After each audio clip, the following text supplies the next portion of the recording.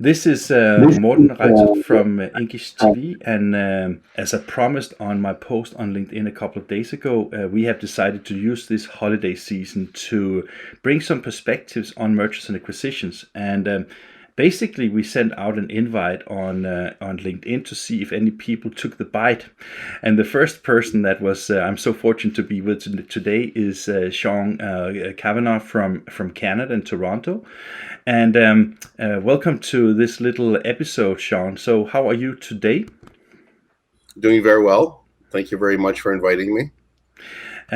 Sean, you're obviously not directly involved or involved at all with the printing industry. Can you tell a little bit about what you do for a living and your background? What I do for a living is I'm a mergers and acquisitions M&A advisor.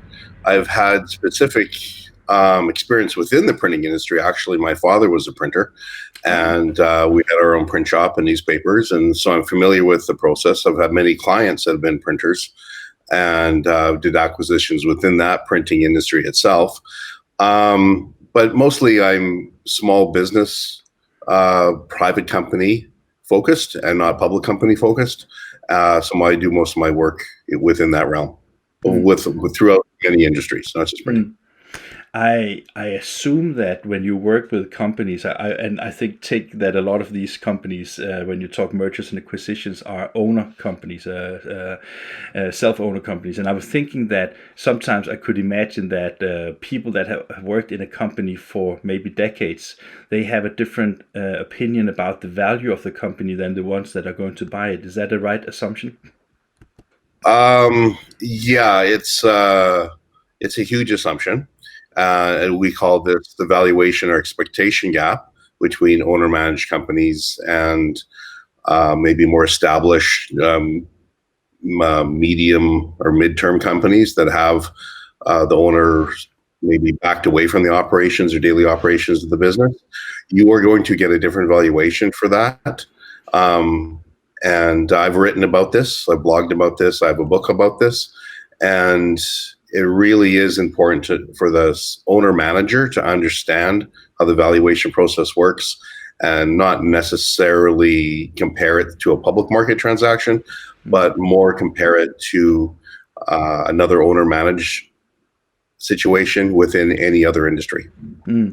And when people get to a company and a person like yourself, is that typically on the buyer side or on the seller side, or is that both sides? It's the both sides. I can work the buy side and the sell side. I would suggest that most of the work for businesses have to be done on the sell side, primarily because anyone on the buy side is typically a little bit more experienced, and it's not their first rodeo, so they know how to go in, buy a business, build a business, etc. Where many companies, even larger companies, this is the first transaction they'd ever had, and they've never been through the process before. And it can be a scary process, and it can be a process in which they have a lot of anxiety because a lot of things fall out of their control. And to go forward in that process, it's always better to have someone to hold your hand with you in order to give you confidence that what you're doing is correct. And I would also assume that as a professional like yourself, you are not emotionally attached to a company the same way. So you have maybe more a neutral perspective of the business, right? Well, notwithstanding that I care about my clients, and want the best for them, obviously. But there is a sort of a detachment where this is not my baby walking down the aisle.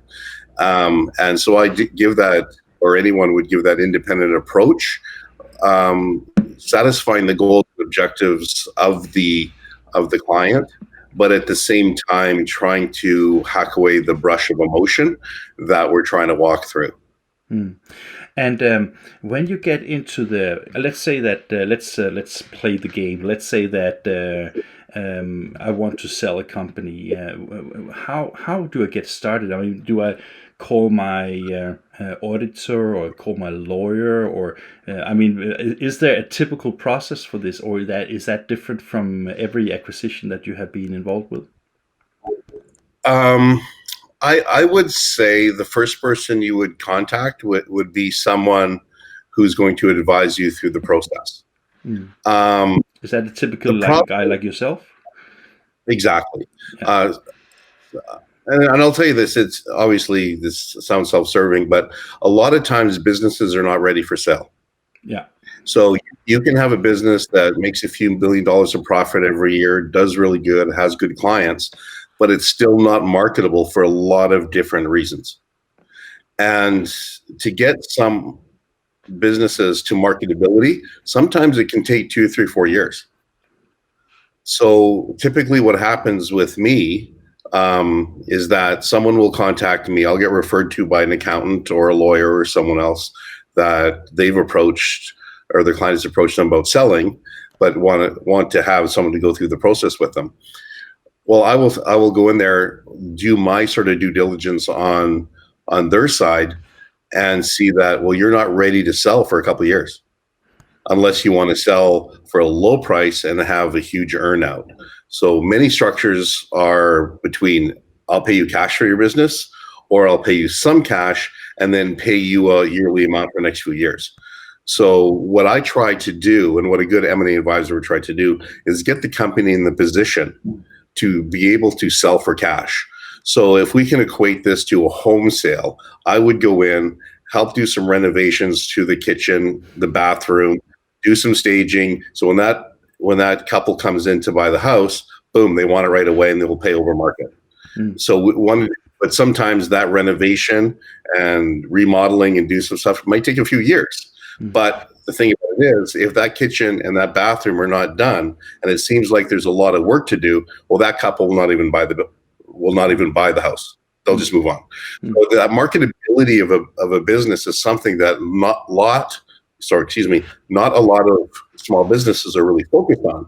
They think, I make profit, I'm valuable. Well, no. Making money is not the most important factor on the valuation and marketability of a business. Is that because, I mean, even if you have like a profit year over year, basically that the reason why you say this is it because it sometimes is difficult to convert your business into another entity and just assume that you will have the same profit? Well, you have to remember, when someone's buying your business, whether it's a strategic purchaser or whether it's a financial purchaser, they're buying your business as an organization or an operational money-making machine. They want to be able to plug your business into what they have, and it hits the ground running, making money. So a lot of times, in the printing business, let's say you have a lot of operating capacity but no sales. So somebody sales, you have some presses that I'm waiting for 2 years from Heidelberg, let's say. I can buy them off you right now. Okay, so even though you don't have any sales, and I've actually been through this process before of acquiring some companies that had big 6-color or 6-stage Heidelberg presses, they were actually had to wait a long time for it. We had the sales, they had the machine. We just bought the company. Now, it hadn't made money, but we bought it for the assets. So there's a lot of reasons why a company buys it. Facebook bought WhatsApp for $22 billion, and it was losing $250 million a quarter. So it's whatever your business can add value to somebody else's is how you're going to get paid. What I like about what you're saying is basically, if I interpret what you say correctly, is basically that if you make a quick sale, of course your price will be lower than if you do a planned sale where you kind of adopt the two businesses to, and maybe you don't know the buyer, but as a mergers and acquisitions specialist, you know what they're looking for, like synergies and for efficiency, and cut off the things that are not needed, and that is what you do, right? For sure. Synergies are fairly easy to see if you're one printing company is buying another printing company. But for example, if your printing company has 3 major clients, okay, although you make money, you're not diversified in your client base. So what I've run into a few times on the buy side, and one thing M&A is very dispassionate Shark Tank. Mm-hmm. So when we tried to offer, for example, what we thought was good value to a company to buy there, because we were interested in getting their clients, not necessarily their operating capacity. So they had some good contracts, and and they're good business. I'm not saying there's anything wrong with business, but they wanted too much money, right? So what we did is we planned a strategy to take over their client base. So that again depends a little bit on whether you're on the buyer side, on the seller side, depending on what role you have to take on in this, right? On the seller side, I would say, look, you're very vulnerable in a transaction because you only have 3 clients. Yeah. Right. We do have to work over the next couple of years where we diversify our client base and therefore have a far more robust offering for someone. So we don't have to go to a strategic buyer. We can maybe go to a financial buyer and says, look, this is what we got, some good clients, well established in the market. We can actually hit the ground running as an entry into this market.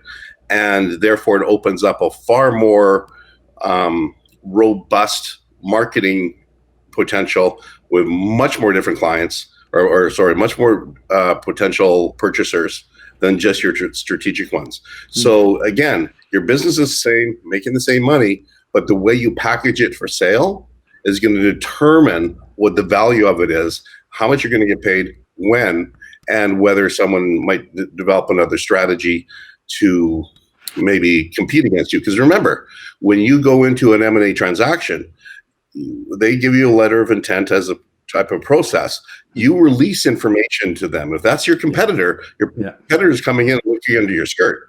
And so if they find, okay, you know what? We don't want to buy the business. Maybe we know how to compete with the business, right? So it's a very risky process, and you got to make sure you know what you're doing. So I can't help think about, because I think you said in just a few moments ago that often the seller is not really ready to get the sales done when he's, for example, approached by something. But with the long process that you describes here, it sounds like that if you want to do like a generation shift, or you want to sell your business for other reasons, that this is something that you need to plan well ahead. In your opinion, is the measures that you just described, I know that you said that you're a specialist in small and medium-sized companies, but do you think that the measures that we just spoke about are the same when it comes to, for example, M&As with the public companies? Well, where we get into the public companies and the larger private companies, which arguably are not much different, is that the larger companies will have already done and worked on what they've already did, right?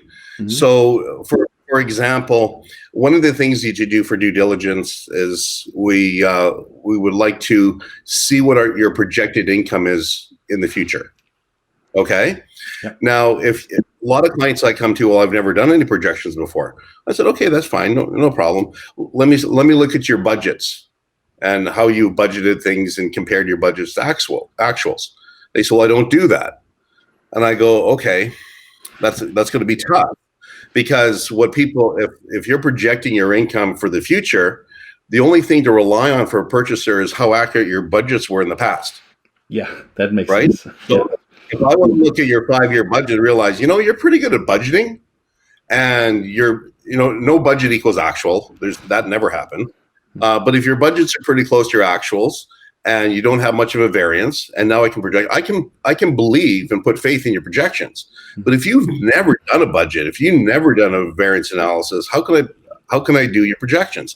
Now you go into mid-sized companies, and part of the CFO's role is get the director of finance to do budgeting and analysis and all this stuff as a normal course of business. Of course, yeah. Smaller companies don't do that. So when I go in, what happens is that, and just as a conversation piece right now, if I go in and ask 15 questions of you in my due diligence process, and you hit every one of these questions out of the park, and basically all my questions are to determine the risk of your business, right? And so if you say, I've done budget analysis, I've diversified my client base, the owner, there's senior management that's in play in between the owner and the operations of the business. I have great bank financing. The owner has set up his estate on a tax preferred basis when they do sell, and all around the world there's different types of tax regimes for selling businesses. Okay, a lot of people would understand capital gains versus income. I believe in the Commonwealth countries anyway. And so they've already set up their state. They got the banks, so all those things that I just mentioned. Well, that company has been preparing, and all of that takes multiple years to do. That company's been preparing for sale. Now you go to another company that, let's say, the financial statements look pretty close to the same, but they haven't done any diversification. They don't have owner management. They don't have a banking facility. They don't have all these other same factors, and then they can't provide any budget analysis or any type of interpretive information. Mm-hmm. Well, then you're asking questions. One company, I don't have to worry about stuff I didn't ask because I know it's pretty much done. The other company, they can't answer any other questions.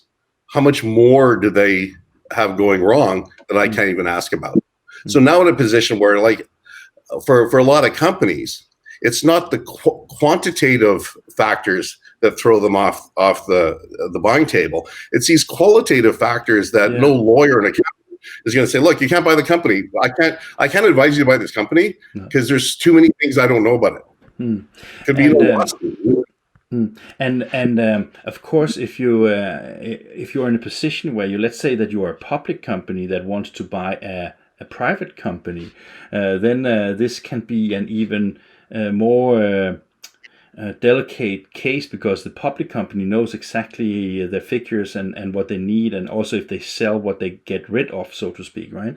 And the buyer one, they need to get advices from companies like you as specialists in merchant acquisition. But let's say that the buying company has limited accountability in sense of books and financial stability and these kind of things. Is that something that you see from time to time as well? The lack of transparency from the buying company? Yeah. Yeah. Well, that's on. Now we're flipping over to the sell side. Yeah, sorry, I'm asking because I do understand what you say about these things, but I'm a little bit curious in sense of, as you said also in the beginning, it's like if every transaction has a buyer and a selling side, of course. Right. And I understand that if you are a consultant for either, then you're not for the other part, of course. But I was just wondering if the methodologies for what you just said about the way that you build up the company, that you get the 15 measures on where you have like the bullet points, I would assume that this is the same questions you would raise on the other side of the fence if you had a mergers and acquisitions guy from that side as well. Well, yeah, for the buy side, there's a lot less onerous disclosure because what does the seller care about what the business of the buy side? Yeah. Where the seller's concerned is, says, do you actually have the money? Yeah, and that is because like first, before I get off the bat, how do I know you even have money, right? And how would you normally, let's say that you have a printing company A and a printing company B, and they have decided to go into an acquisition process. How would you normally? I mean, there's two sides to it. One thing is, of course, the valuation of the companies. Another thing is, of course, also how it's going to be paid. Is it an earn-out, or is it a cash deal, or is it a process where you can plan the paying of your asset over some time? But is that the same? That procedure itself, is that the same for a public and a private company, or is that also different from company to company? It's the private or public company is not really any difference, because we're really getting into the substance of the deal. Yeah. So much of the work on the due diligence of the purchaser, whether they have money or the intent or anything like that, in my experience, I work with the lawyers to do most of that type of due diligence. They can go in and ask the banks, does this guy have a credit facility big enough to buy us? Right? Because lawyers deal in the confidence end of the market. Yeah. Not that we can't do that, but I mean, as a division of duties for an acquisition team, that would be how I work with the lawyers. They go in and verify the legitimacy of the buyer. When it comes to purchasing, if the buyer is a public company, they have more exposure from the board of director level to shareholders. So they're less likely to acquire a company that doesn't have an amazing amount of disclosure capability. Yeah. They need to, right? They might have, well, they might have their own sort of guidelines. We can throw in, environmental or social responsibility type of things they want to wrap around themselves in terms of acquisition, where a private company doesn't have that, right? Or may not want it, they don't have it. But a regulated company or a public company has a lot more constraints and eyeballs on them. So they're going to be a lot more conservative, right? And on the flip side, on the sell side, if public companies do get taken over, there's a big fight going on between a Canadian company and an English company right now, Cinemax and Cineplex, right? The COVID, they were in the middle of a acquisition, then COVID hit, and all the theaters are closed down. So, that's so the value changed overnight, right? You can say. Well, that's what happens, right? Sometimes that's what happens. But with respect to the due diligence, it's still heavy due diligence on both sides, whether it's a private company or a public company. Well, there's not a. Sorry. There's no difference in process, but public companies have to do a lot more on the buy and on the sell side. Right. When we look at one thing is the process, and I do understand what you say here, and I hope our viewers will understand that as well. One question, however, is that when you look at the valuation of a company, because I mean, one thing is that you can prepare, as you just talked about before, that the price can be more attractive for the seller because you prepare the sales, right? Right. But another thing is that how is, I mean, when you're going to decide on a price, I take that even though you say there's other things that the profit in the company that comes to measure, I take that profit still has saying in because eventually the buying side needs to pay for the asset, and normally you will probably depreciate your investment over a certain period of time, right? Yes, but very, very high level. A valuation is basically, there's two elements of it. One is the straight on luck valuation, where I take the income and discount it at a risk rate. Okay. So if this is a common term in England, 3 times EBITDA or 4 times EBITDA. Okay. If people say to me, I want 5 times EBITDA, of course you would want, because it's 5 times. Why wouldn't you want 12? But I said, do you even know what 5 or 12 or 4 or 5 or 7 even represent? The concept of that 4 or 5, if you inverse it, a 25% required rate of return is actually a 4 times multiplier. So what they're saying is that the risk of your business requires me to charge you 25% return. I need a 25% return on your business to give you a 4 times multiplier. So what I do in my practice is that I try to get that 3 or 4 to a 7 or 8. So if you have $1 million income business, you can have it worth $3 million right now by yourself, or you can employ someone like me that'll help you grow it and growth and marketability as well, 6 or 7, and now you have a $7 million company, and your same revenue and income. So what the due diligence does is starts out at 3 and gives me a reason why I should pay 7. So that determines my range of values I'll buy this company for. So now we look at this and say, okay, you know what? This is a rock star company. Okay. It has 50% margins. The rest of the industry has 30% margins. So although it only makes $1 million of income, it's working at 20% capacity. I can buy this, fill up the whole capacity, and now that company's worth or sorry, it's making $8 million. So I'll pay $7 million for it. And now it's worth $56 million to me because I can fill the top line. But why can they do that? Because your business operates efficiently. Yeah. There's no risk to the business. Yeah. I can just put a revenue in there and it turns out profit. But if you have all these other risk factors in there that prevent that from happening, you're going to be down into the lower quartile of valuation. So it's really not about how much profit you make, is how efficient you are in turning revenue into cash flow. That's what you have to focus on for your business.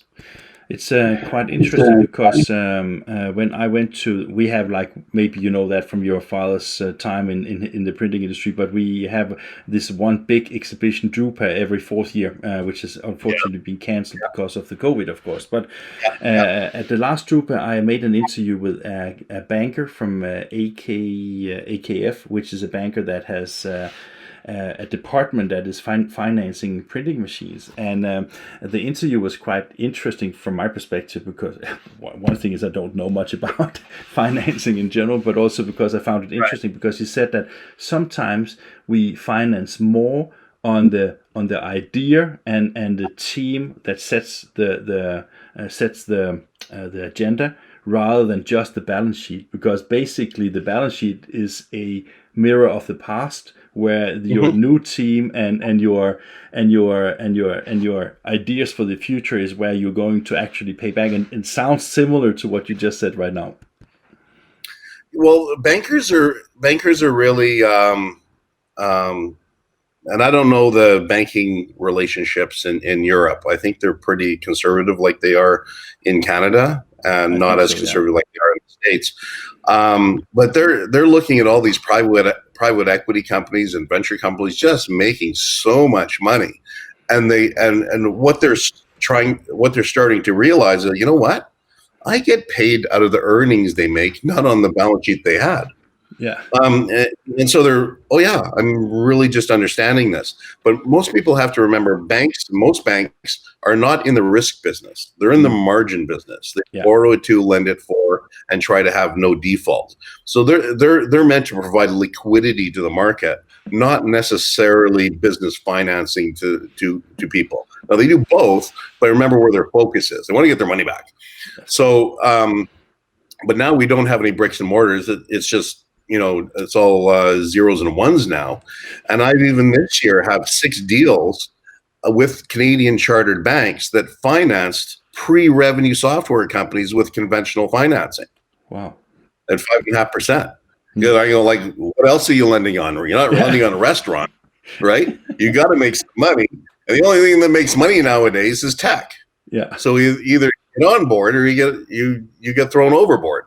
Yeah. And so they're figuring it out. But what that happens, and I want to make what's specifically germane, is that now they're focusing on the execution ability of management, right, as well as the business model and business plan.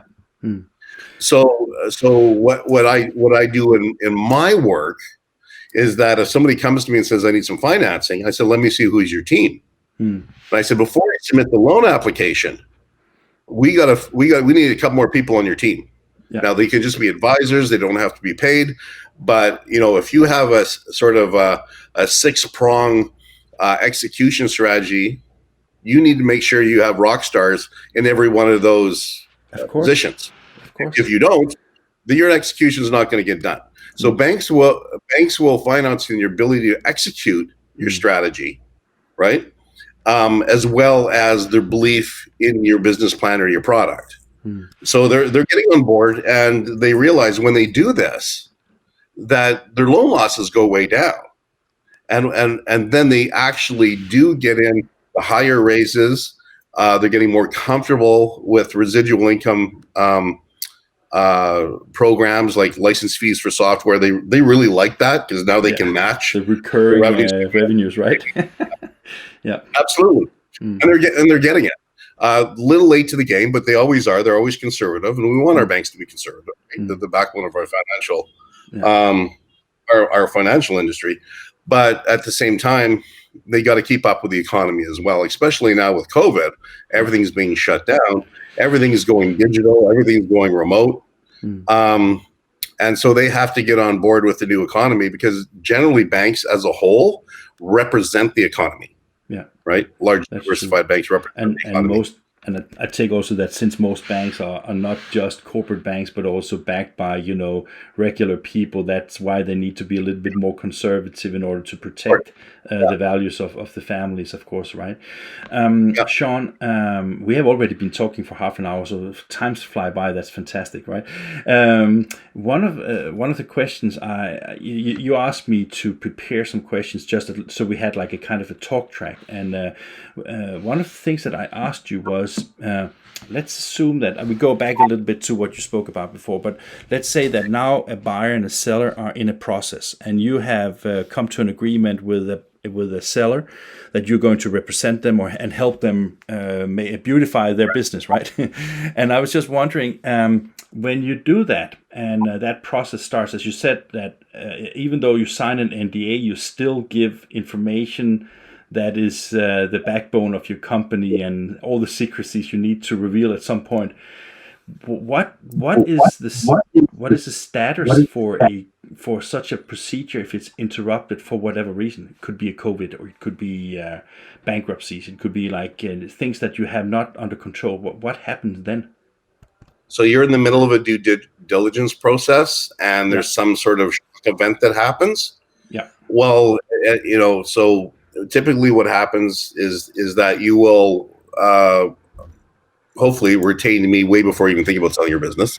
But let's say you do it after the letter of intent stage. So you met someone, you're starting evaluating your opportunity, start doing your negotiation at a very high level, owner to owner type thing, right? Yeah. Or decision maker, and they say, okay, let's do it. This is the price I want to pay. Let's start our due diligence. And we start going through this process.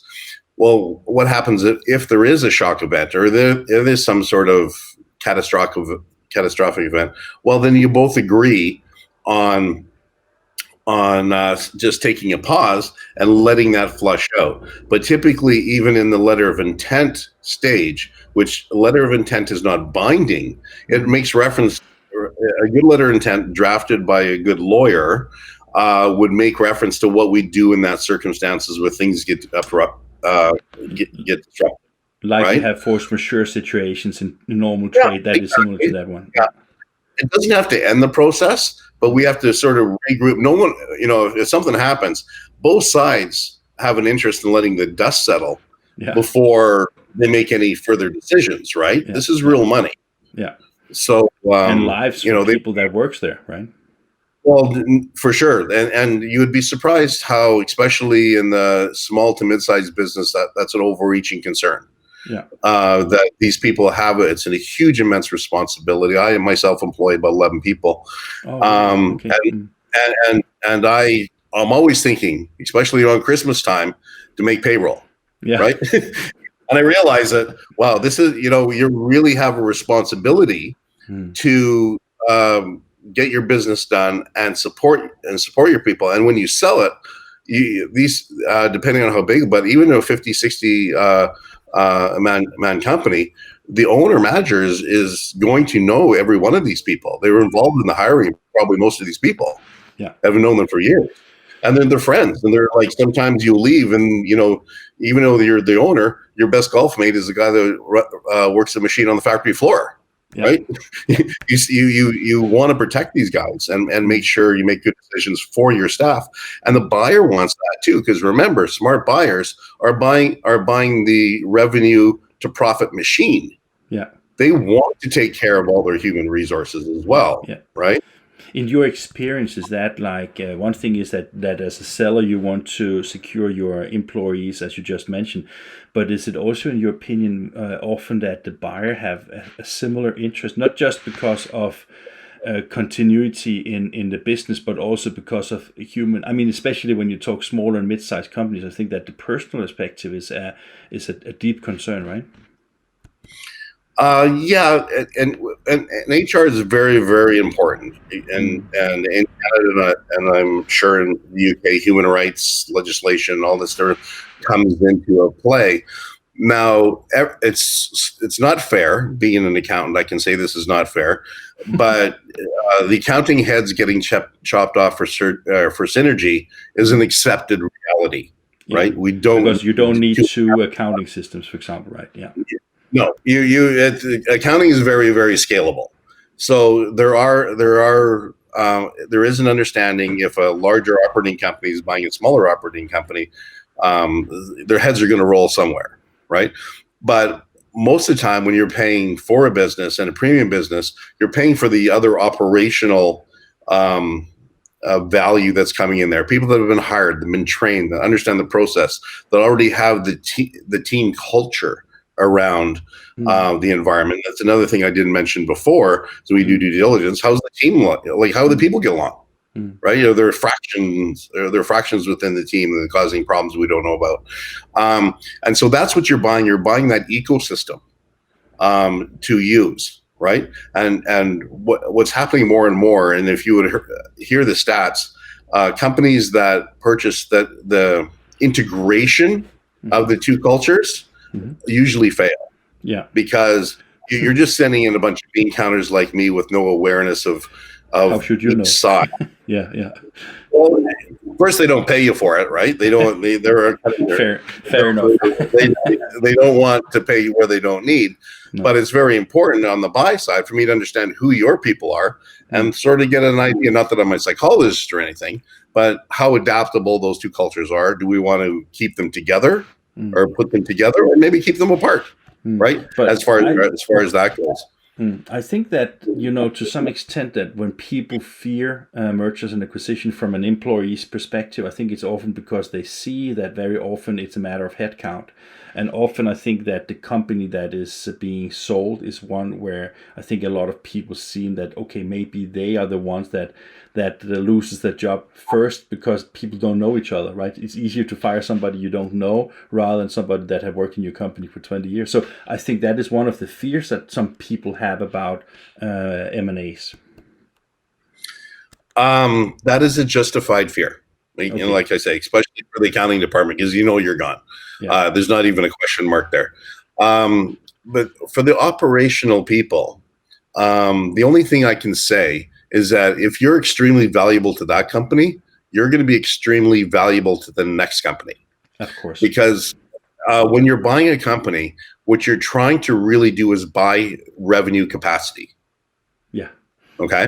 So unless you got some sort of special intellectual property or process or something that's going on, typically I'm buying you to triple my sales. So there's never really an intent on the operational side, in most cases I've been involved with, to eradicate operational people, right? Because the value of the business is the people. Yeah. If I was going to fire all the people, we would take a different strategy, like I mentioned before. I'll just go buy the machineries and try and poach the clients. But right? I can't help think about, because since the financial crisis in 2008 and 2009, I think that if we look at the printing industry in particular, I think that the overcapacity in the industry have been one of the factors of mergers and acquisitions, and that has been on the opposite, because you don't really buy the staff or the equipment, you only buy the clients, and it seems to be a faster way to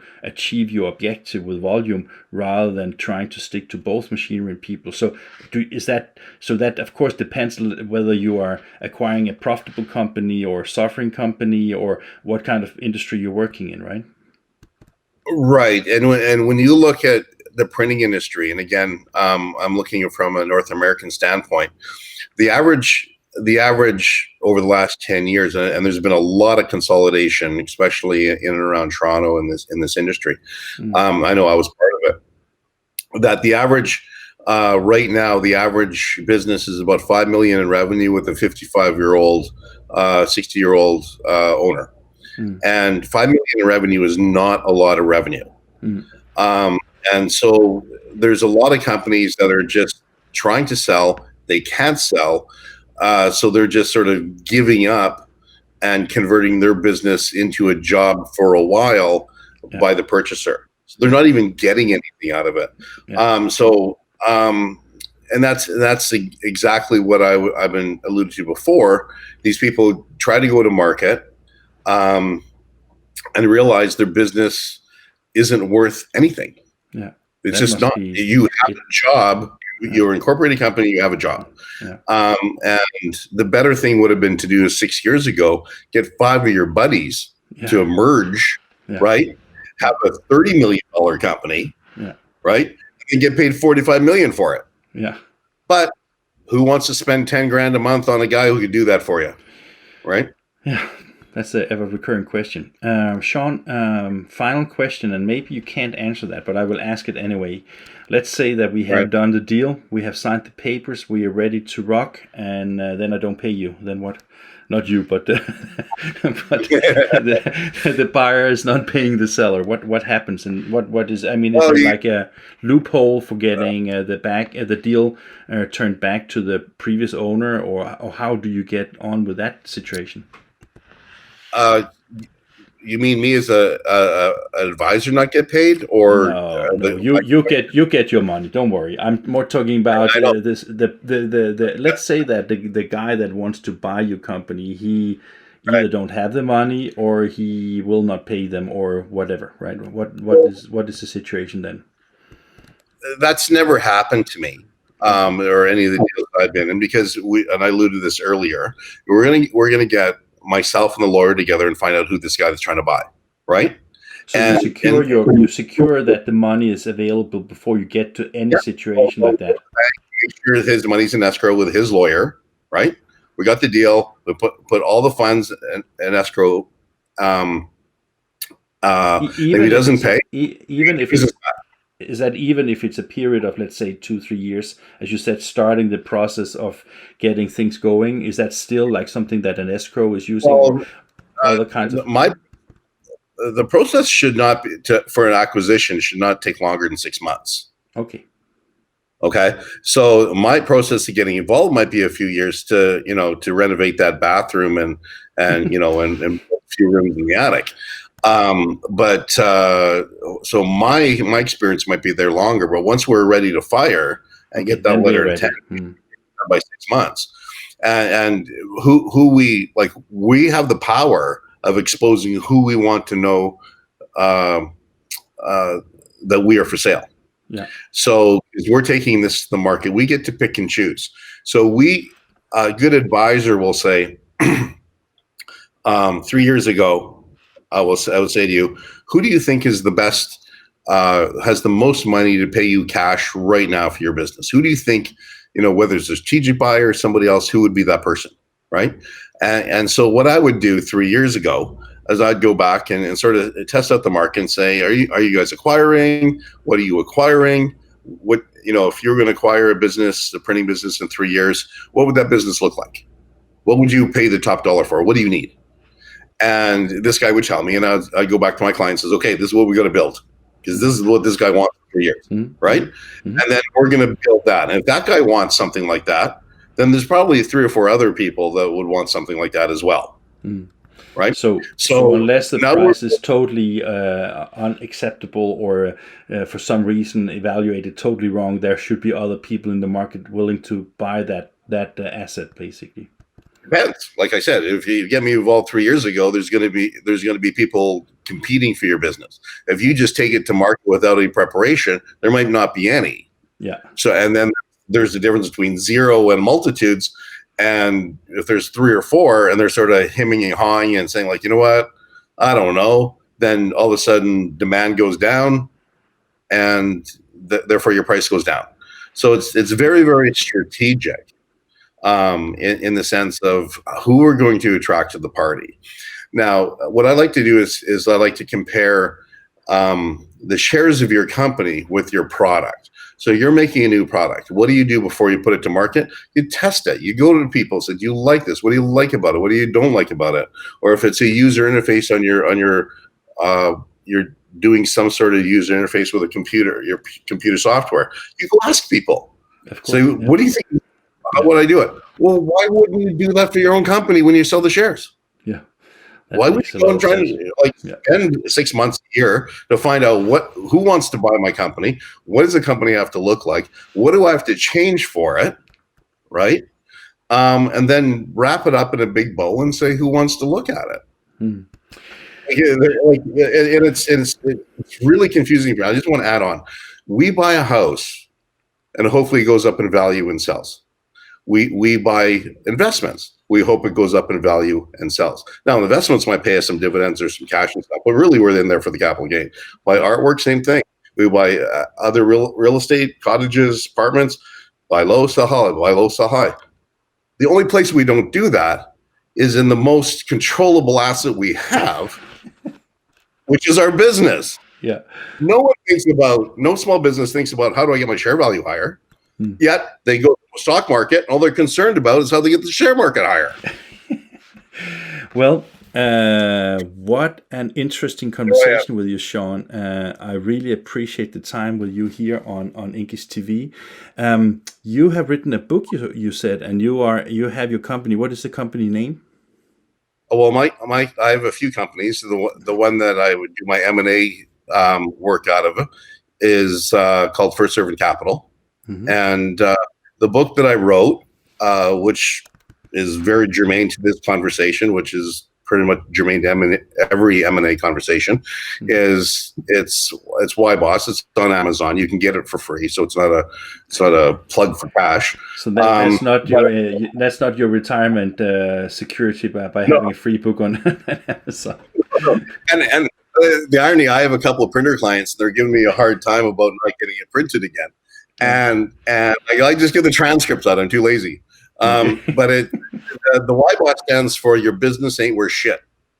And I wrote this after the 2009 when that expectation gap was so high, and the owners didn't realize what it took to get their value high or marketable. And so I wrote this. And typically what I do is if somebody approaches me as a potential client, I make them read the book first.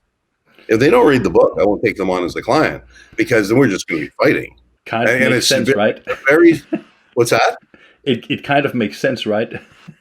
That's your due diligence of your customers, right?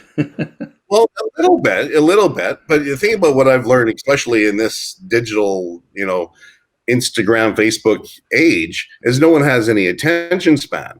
So what happens is when you read a book, you can't argue with me at the same time. You have to wait till you finish the book. Okay, that was the reason. Yeah. I like that a lot. Right? Like this isn't it's not Moby Dick. There's like 100 pages and it has pictures. So it's not going to take a whole lot out of your day to figure it out. But you understand.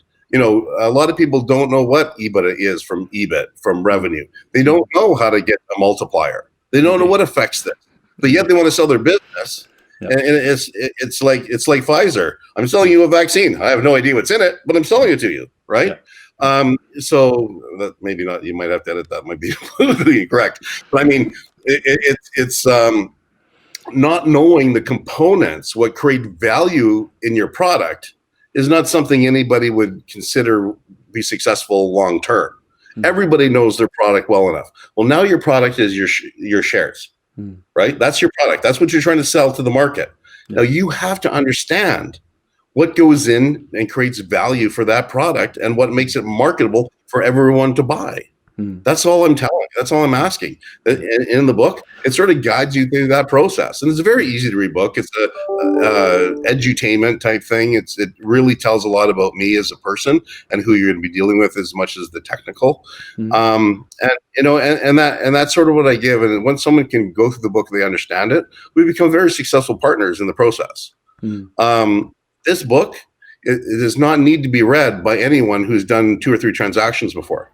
They already got it. They already know. Yeah. This is for the new beginners. Yeah, for the guys that understand the terminology about discounted cash flow and present value and marketability, and I give a couple anecdotes of the Heidelberg Press guy, just as an example. Is we went to buy his company just for the machine, and it was, let's say it was $1 million. He made no money. It literally made no money. He was just sitting there doing nothing. But it literally took us a year to wait to Heidelberg to deliver us a new one, and we had ready business. So we were willing to pay over the market price for this machine. And he said to me, when I offered $1 million for it, he says, "Well, you're not going to steal my company." And I said, "What do you mean steal your company?" And I was with this gentleman for 30 days. We never had a joke once. And anyone from this interview knows that, I like to laugh and smile. What happened was that he said that I was stealing the business from him, because when he bought the business 35 years ago, the person who sold it said, "You'll be able to sell this and retire." And so a week before our offer, he went to his financial planner and said, "I need $5 million to retire. Therefore, my business is worth $5 million. Yeah. It didn't make any money. But there are a lot of people, like that's his dream case. I don't think anyone is sort of that clueless or dense. But there is a degree of people with a lot of confirmation bias, a lot of lacking awareness of process, valuation, and how things work, and just going on hopes and dreams of what they want to be true and not what is true. And that's a recipe for disaster for a lot of people. And I've run into a lot, and why I do a small business now as opposed to the earlier career, is that there's a lot of guys that remind me of my dad, who was a small businessman and didn't cash out as high as he could have. And I was just a young kid when he did. But I see some of these guys now, basically. Well, yeah, and it's sort of what pushed me into sort of the area that I was in. Not that I wasn't interested in it already. I've started businesses and sold them since I was 16 years old. The fact of the matter is, when a 65-year-old thinks he's going to sell, can't sell, and his whole future and retirement is completely different than what he expected, because he just has to fold up his company. Yeah, that is tragic. Yeah, and it's happening. It's happening all the time.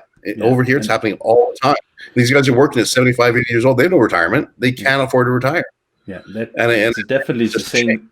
Definitely the same here in Europe, and I think that you're totally right that it's a tragic. And I think that I can't help thinking about, because sometimes we when we talk to printers, I mean, maybe not so much more, but in the past, when they were doing like a corporate brochure, they always showed their machine as that was the asset of the company. They totally forgot that the asset was the people and the value the printed product gave to their customers, right? And that is actually one of the reasons why we want English to be a kind of a learning platform for people to understand that the time is changing and the measures are changing, and I remember when I was working in a printing company 20 years ago, my boss, he took over the business from his father. And I think that his biggest wish in that little city we came from was basically to have a statue of his father on the city square hall, because he used to be a big man in the city, right? And that is very picturizing how I think many people in the printing industry, especially before the internet came along, were very important part of the communication and the mass distribution. And today, that is simply changed completely. Yeah.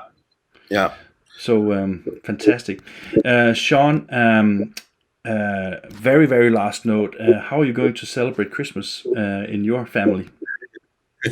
Well, I don't know if the government's listening and stuff like that. We're on a lockdown here, so we're restricted to how many people can go. Okay. But my Christmas gift, I'll just leave it on this note. My Christmas gift is paying all the fines and penalties if they ensue on Christmas Day. I'm not saying going to break the law, but it's on me if we, because it's really tough. In my family, I have 4 children, and my family, just the blood part of our family, can rise to 20 people. And to say you can only have 5 people in your okay. Yeah, it's it's I can tell you tough.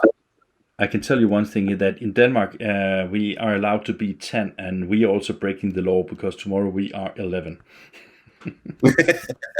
Yeah, it happens, and we're going to fight it, and we'll win, because it's against our Charter of Rights and Freedoms for the government to do this. There's no, but we have a very liberal. I live in Ontario, and the outer regions are all more conservative, and the city is more liberal. So they've locked down the cities, but they didn't lock down the regions because the regions aren't going to listen anyway. Okay. Whatever. What are you going to do? Right? Because up there in the smaller communities, the police live in that community. You think they're going to go ticket their friend on Christmas? It's not going to happen. No. Right? So they say, okay, our lockdown starts on the 26th for you guys, but for the people in Toronto, it's the 24th. Okay. And I don't know what's going to happen. Okay. But you will see some people, and you will have some good food, and you will sing some hymns, and basically have a holiday season with gifts and everything, just a pleasure, right? Oh my goodness, we got 3 birthdays and Christmas. Okay, then at least you don't have to see them other times of the year, right? Well, it's still it's one continuous 3-day party for us. In our world on the 25th, 26th, 27th. So, I don't know. I think we're just going to roll like we usually roll. People who want to come can come, and if they don't want to come, they don't come, and we'll just deal with that as the situation presents itself. But yeah, I think we're just going to do what the family wants to do, and we'll follow the government in the new year. Okay. Fantastic. Yeah. Once again, thank you very much for your time, and I wish you and your large family a very happy holiday season, and I wish you all the best, and I hope that that we will talk again at some other level, at some other point. It has been fun and educating, so thank you very much. Thank you so much for the opportunity. It was a lot of fun. Yeah, I think it was fun, wasn't it? I love it. It was good. You're a good interviewer. I appreciate it. You make me feel very comfortable. Thank you very much. Take care. Okay. Have a great day. Yeah, you too. Christmas. Bye-bye.